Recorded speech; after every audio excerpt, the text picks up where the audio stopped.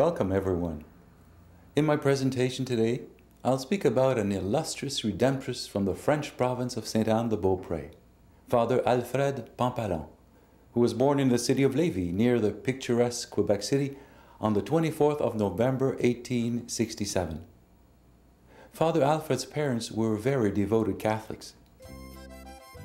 His father, Jacques-Antoine Pampalon, was orphaned when he was only 8 years of age and decided to be a stonecutter 3 years later.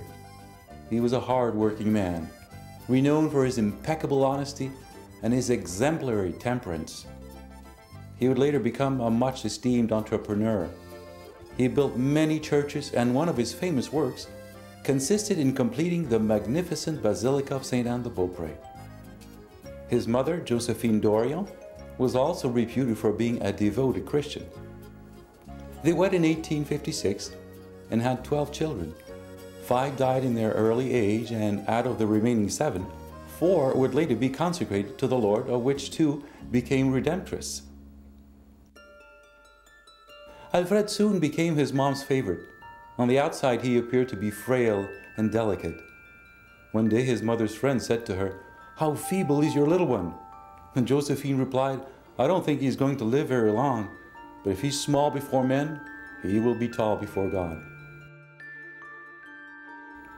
Alfred was constantly praying with his mother. They would speak about God and our Holy Mother all the time, and he was always thrilled to go to church. I guess that's why his mother often said, "That's my little saint." Although this family was no doubt in God's highest favors, the time of trial began when Josephine had her 12th child on the 28th of June, 1873.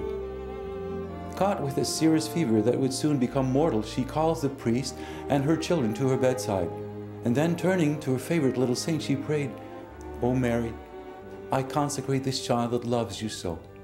I give him to you. Take good care of him so he will love you always."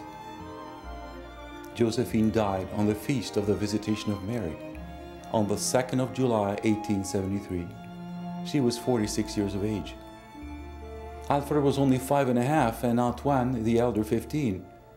Alfred rushed to the Virgin Mary's feet and said in a sobbing voice, "Good and holy Mother Mary, I have lost my mother on earth. You must now become my mother."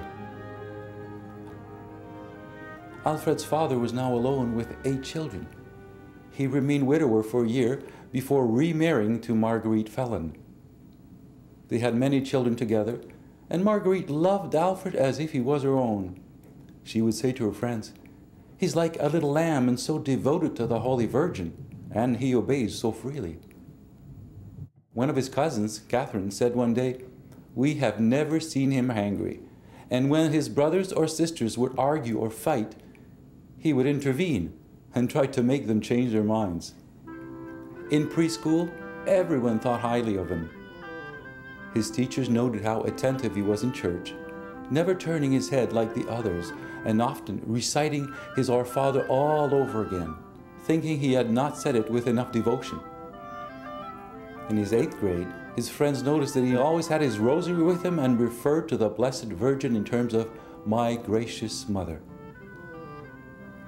Practically everyone believed he was going to become a priest, but despite his discipline for prayers and virtues, he did not witness any desire for priesthood.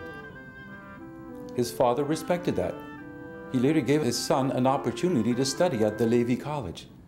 Alfred entered when he was 10 and remained there for 10 years. His teachers said his intellect was average, but he was relentless at work and irreproachable in all fields. Until 1881, Alfred was studying in the commercial field and had never really felt the call to priesthood, but during that year, he's then 14 years of age, a drastic change occurs. He leaves the commercial course and begins the classical course. "Sickness," he said, "made me realize that it was not in this field that God wanted me." My confessor agreed on this matter. He also admits that his second sickness played a leading role in his vocation. This time, not only did he promise to be totally consecrated to God, but he made a personal vow. Suddenly, his sickness disappeared, and from then on, no other obstacle would deter him from his vocation. He then decided to follow his older brother's footsteps by joining the Redemptorist community. And I now bless you. In French, au nom du Père et du Fils et du Saint-Esprit. Amen.